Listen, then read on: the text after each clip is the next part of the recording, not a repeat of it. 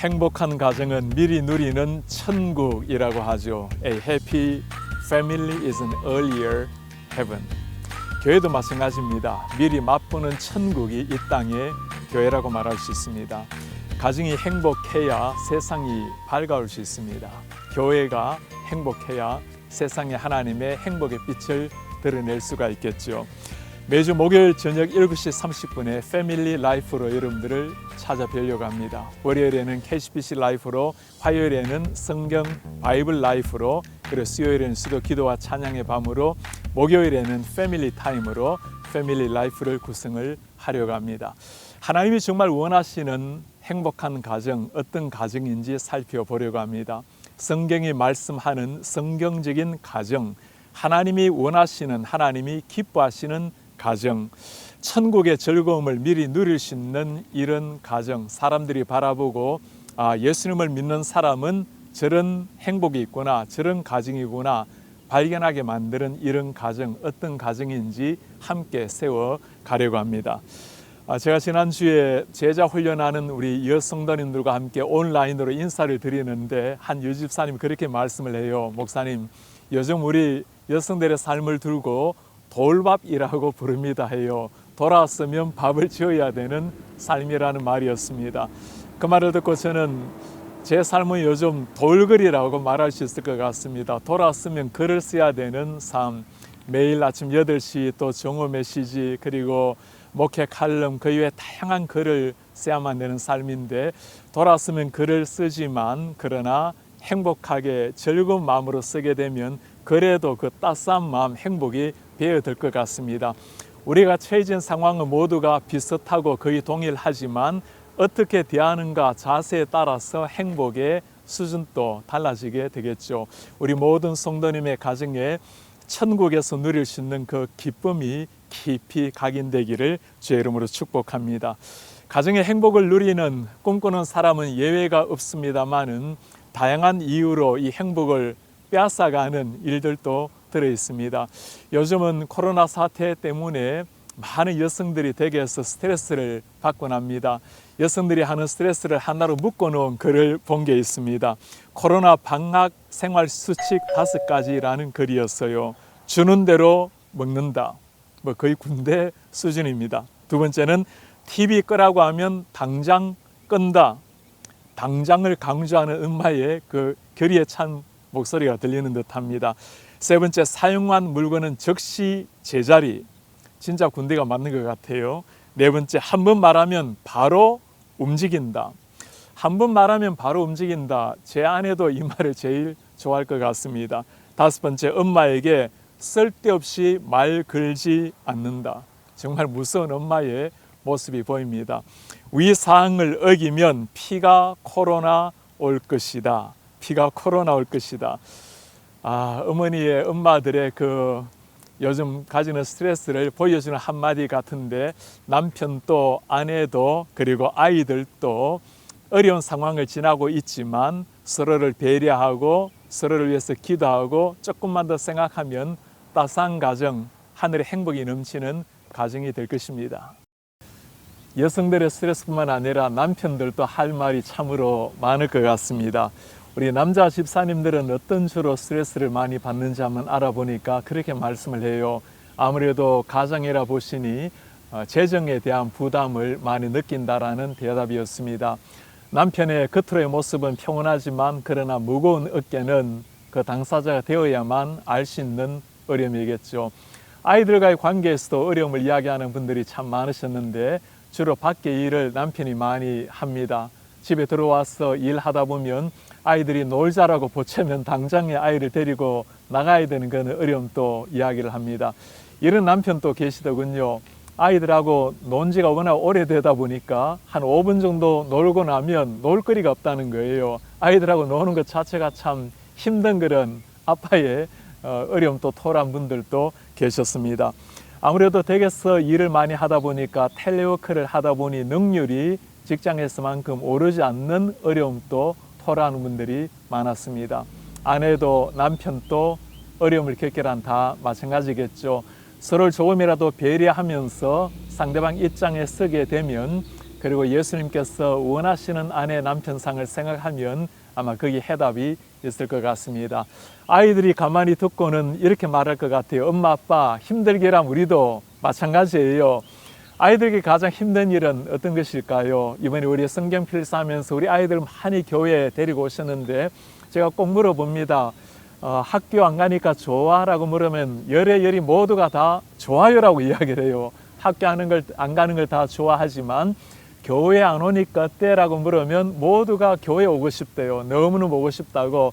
어떤 아이는 너무나 교회가 그리워서 어머니 아버지가 엄마 아빠가 교회에 데리고 왔는데 안으로 못 들어가게 만드니까 울면서 찍은 사진을 본 적도 있습니다.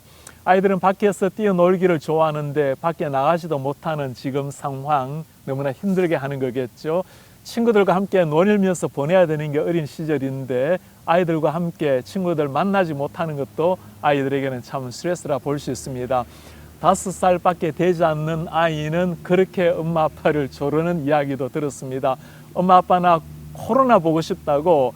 아니 계속 코로나 이야기하는데 어른들만 보고 있으니까 나도 코로나 만나러 밖에 나가겠다고 그렇게 떼를 쓰는 아이도 있다라는 이야기를 들었습니다.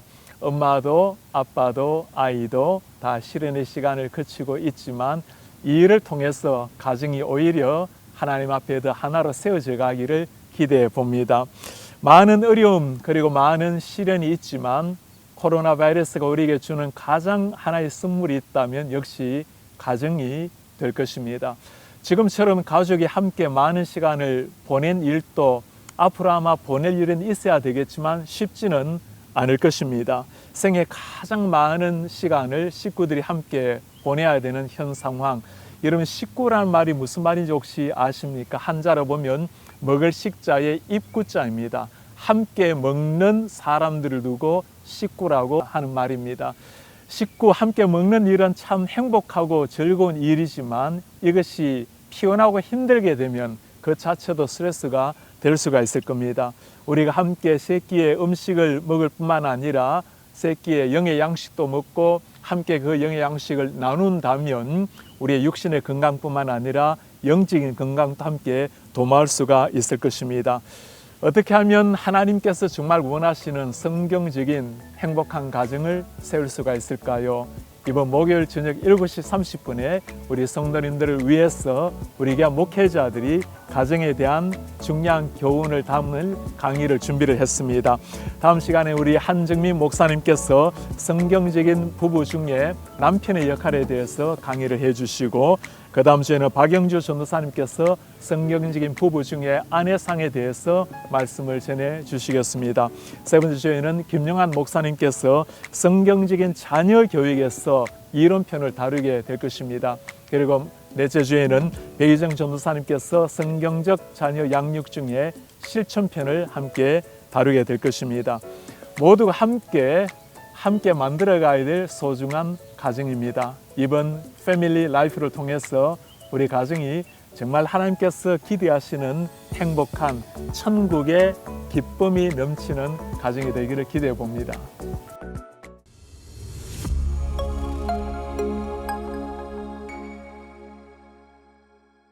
성경적 가정을 이해하시려면 일반 가정과 성경적 가정의 차이를 살펴보면 좀 더 확연히 드러나겠죠.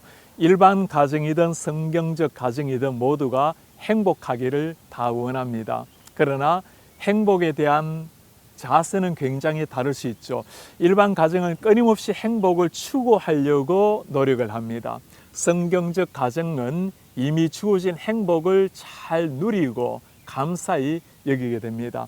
한 교회를 지나면서 참 가슴에 남는 배너를 하나 본 게 있습니다. 가정의 목적은 행복이 아니라 거룩입니다라는 배너였습니다. 참 의미심장한 말이죠. 모두가 행복을 원하기는 하지만 우리 가정의 행복을 추구하며 나아가는 것이 아니고 거룩을 향해서 나아갈 때 그때 하나님께서 원하시는 행복이 주어진다라는 말씀입니다. 하나님 앞에 바르게 살아가는 것, 하나님이 기뻐하시는 가정이 땅 위에서도 가장 행복한 가정이라고 말할 수 있을 것입니다.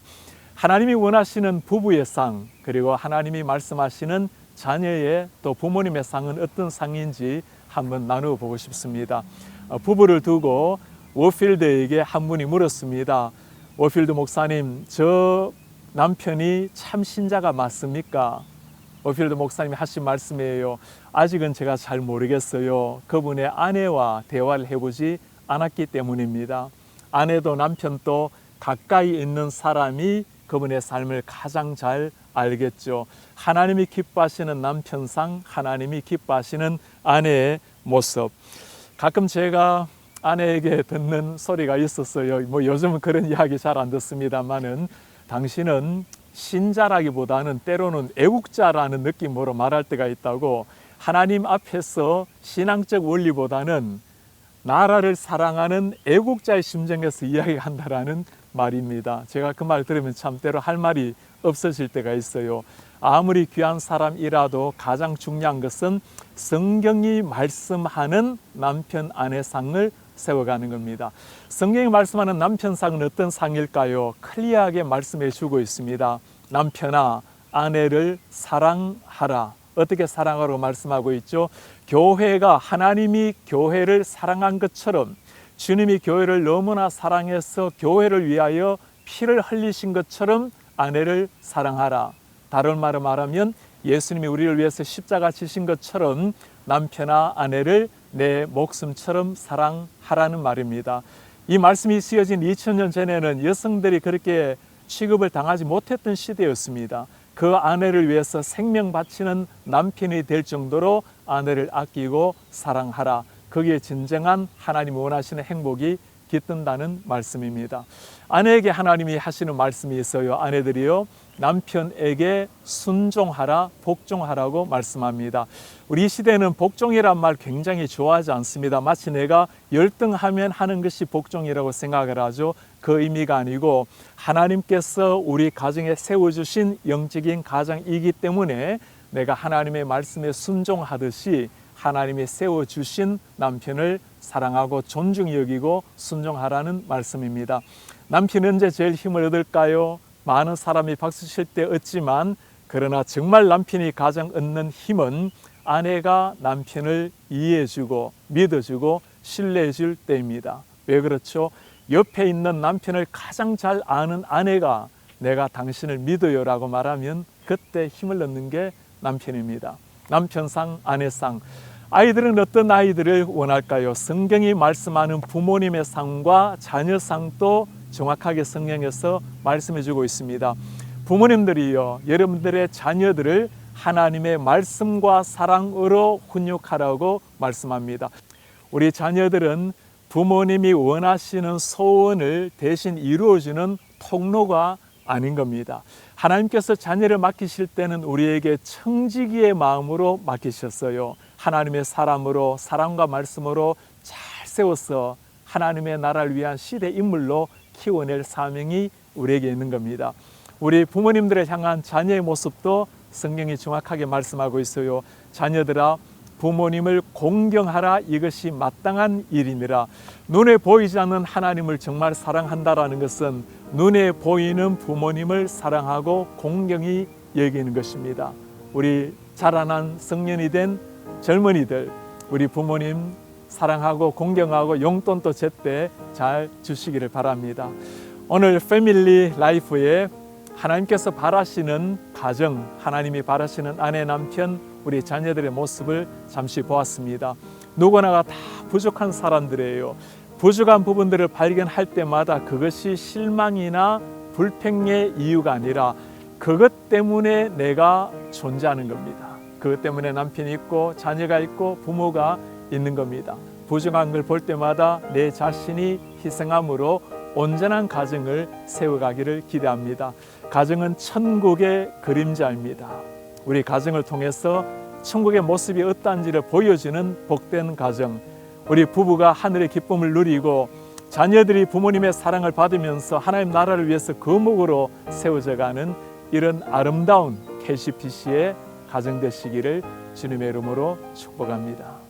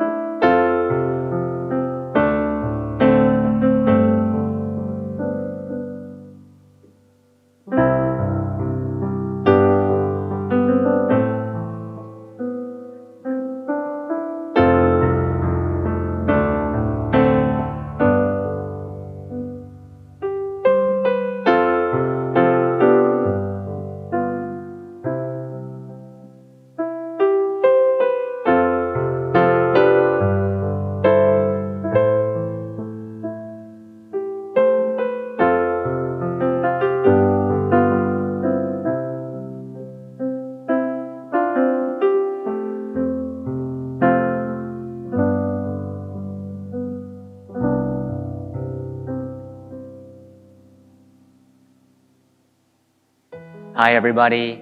This is my story. My name is John, and I'm one of the pastors here at KCPC. And I've been here for the past couple of years, serving our All Stars ministry, which is a ministry for our 7th and 8th graders. So, special shout out to our 7th graders and also to our All Stars family in general. I am happily married to my best friend, to Christina, and we have 2 beautiful daughters named Sophia and Emily. Now, I've been asked to share a little bit about myself, starting with my conversion story. By God's grace, I've been churched all my life, and just being with other church leaders, other Bible study teachers, and other Christian friends has incredibly influenced and shaped my walk with the Lord. And so I don't exactly remember when I became a Christian, but I know it happened more organically. And so I think if there was a point in my life where I took my faith more seriously, it's probably when I was 21 years old. And I started to begin to take my faith more seriously, asking more questions and learning from other church members. Now, which ties in nicely to my calling story, which I always felt an internal call to pastoral ministry. A funny story, my wife, she showed me a picture of many years ago when we were just children. And it was when we were both in elementary school, and the assignment for us was to write what we wanted to become. And for me, I wrote pastor. And so by God's grace, He was very gracious and faithful in my life to allow me to minister to our congregation here today. Oftentimes, I wonder if I'm a Christian or I'm a pastor because of how evil I am in my heart, and God, by His mercy, called me into ministry to discipline and sharpen and disciple my heart, that I could be solely devoted to Him. And so that is when I started to minister in a local church in Maryland, and I started to learn how to minister there, and I didn't know how to do anything at all, and I just jumped right in. And by God's grace, our church leaders and our brothers and sisters at that church were very patient with me and very gracious with me, and giving me opportunities to really practice and learn ministry. And, you know, for me as a minister for All Stars, my mission and vision for our ministry is really to worship God, to reach others, and to care for those that we have reached. And hopefully we're doing a decent enough job for that. We're doing our very best, especially in this climate. But yes, we exist to worship God. We exist to reach others, even in this kind of setting. Whatever avenue and possibility that we can have and utilize to reach people for the glory of God. And I feel like it's an incomplete job just to reach people without caring for them. So we care, we disciple, we share and preach the gospel, which I feel like is really a passion of mine, which is to preach and teach the full counsel of God for our 7th and 8th graders. And so it's been an incredible privilege and joy and delight for me as I preach and teach the Word of God to our church members. For me and my future plans, I really hope to continue to remain steadfast and faithful at the task at hand, which is to remember and hold on to my identity as a child of God, and to live in accordance to the Word of God, and to continue to do life and ministry with our church family here at KCPC.